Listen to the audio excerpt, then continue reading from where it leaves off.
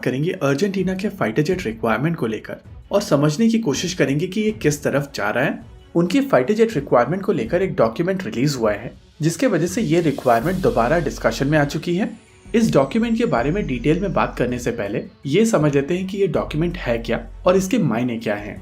Basically ये document Argentina के lower house की प्रोसीडिंग का डॉक्यूमेंट है जिसमें एक क्वेश्चन का आंसर देते हुए कुछ डिटेल्स अनवील की गई हैं। इस समय यही डॉक्यूमेंट इंटरनेट पे सर्कुलेट कर रहा है, लेकिन जो पेज इंटरनेट पे इस समय सर्कुलेट कर रहा है वो केवल आंसर पेज है और क्वेश्चन उससे पहले वाले पेज पर है। तो पहले समझ लेते हैं कि क्वेश्चन क्या है और फिर बात करेंगे आंसर को लेकर।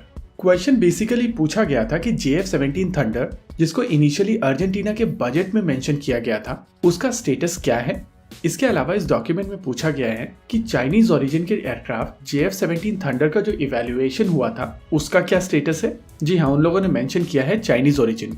वैसे जो बंदा ये क्वेश्चन पूछ रहा था वो काफी ज्यादा एम्फेसिस के साथ में ये भी जानने की कोशिश कर रहा था कि क्या इस फाइटर जेट को एक अल्टरनेटिव तरीके से पाकिस्तान से खरीदा जा सकता है।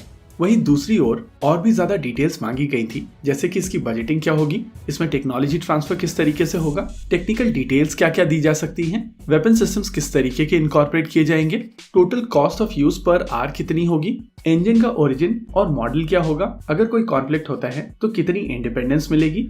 और इसी क्वेश्चन का जो आंसर है वो इस समय सोशल मीडिया के ऊपर सर्कुलेट कर रहा है। वैसे इस आंसर में कई चीजें निकलकर सामने आई हैं जो काफी ज्यादा इंटरेस्टिंग है। आइए अब एनालाइज कर लेते हैं इस आंसर को इन सभी डिटेल्स को लेकर। देखिए, क्योंकि ये क्वेश्चन JF-17 थंडर के स्पेसिफिक था, इस वजह से आंसर की शुरुआत JF-17 थंडर को लेकर की गई है और आंसर के शुरुआत में ये चीज बताई गई है कि JF-17 थंडर का जो ऑफर है और उसकी इवैल्यूएशन डिटेल्स है वो एक डॉक्यूमेंट में मौजूद है जिसका नंबर दिया गया है। आंसर में आगे बताया गया है कि इस फाइटर जेट की जो रिक्वायरमेंट है, यानी कि मटेरियल रिक्वायरमेंट या टेक्निकल रिक्वायरमेंट है, वो क्या है। ये एक multi role supersonic fighter jet होना चाहिए। एयरक्राफ्ट में air to air refuelling capability होनी चाहिए जो अर्जेंटीना के अभी के रिफ्यूलर के साथ में कंपैटिबल होना चाहिए। अर्जेंटीना की एयरफोर्स इस समय C-130J सुपर हरक्यूलिस के एक वेरिएंट को ऑपरेट करती है जिसकी मदद से वो लोग एयर टू एयर रिफ्यूलिंग करते हैं। इसमें एक्टिव इलेक्ट्रॉनिकली स्कैन्ड अरे रेडार होना चाहिए, टैक्टिकल डेटा लिंक होना चाहिए, इलेक्ट्रॉनिक सेल्फ डिफेंस कैपेबिलिटीज होनी चाहिए, ब्रिटिश ओरिजिन का कोई भी कंपोनेंट नहीं होना चाहिए। देखिए, ये पॉइंट काफी जरूरी है जिसको बाद में हम लोग डिस्कस करेंगे।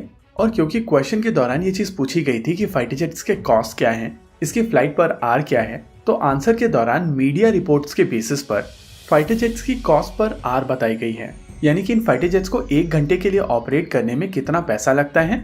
देखिए, किसी भी फाइटर जेट की कॉस्ट पर आर बहुत सारे अलग अलग फैक्टर्स के ऊपर डिपेंड करती है। इनफैक्ट एक ही फाइटर जेट 2 अलग जगहों पर ऑपरेट करते हुए अलग अलग तरीके के कॉस्ट पर आर दे सकता है और इसी वजह से मेरे हिसाब से इन नंबर्स को बहुत ज्यादा वैल्यू नहीं देनी चाहिए। लेकिन क्योंकि डॉक्यूमेंट में ये वैल्यूज दी गई हैं तो ये वैल्यूज मैं आपको बता देता हूँ।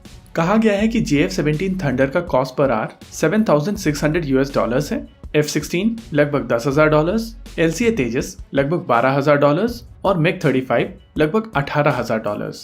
देखिए, आंसर में ही इस चीज को क्लियर किया गया है कि ये मीडिया द्वारा दिए गए नंबर्स हैं और उनकी तरफ से इन फाइटर जेट्स को अभी तक इवैल्यूएट नहीं किया गया है एक्सेप्ट JF-17 थंडर।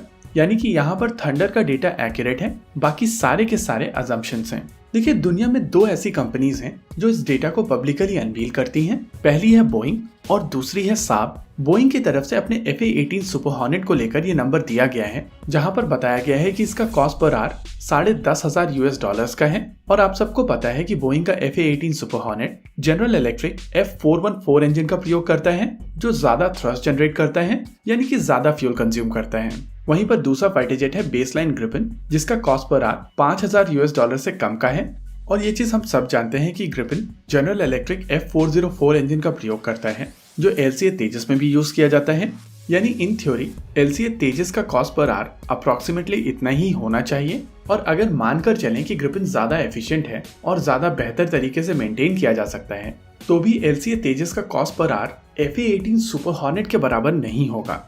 देखिए, इस चीज में कोई दो राय नहीं है कि LCA Tejas mark 1A JF-17 thunder block 3 से ज्यादा बेहतर फाइटर जेट होने वाला है और उसके पीछे 2 कारण हैं। पहला, इसमें यूज होने वाला अमेरिकन इंजन जो इसको बहुत ज्यादा एफिशिएंट और रिलायबल बना देता है, और दूसरा उत्तम AESA रेडार जो इसकी कैपेबिलिटी को बहुत ज्यादा एनहांस कर देता है।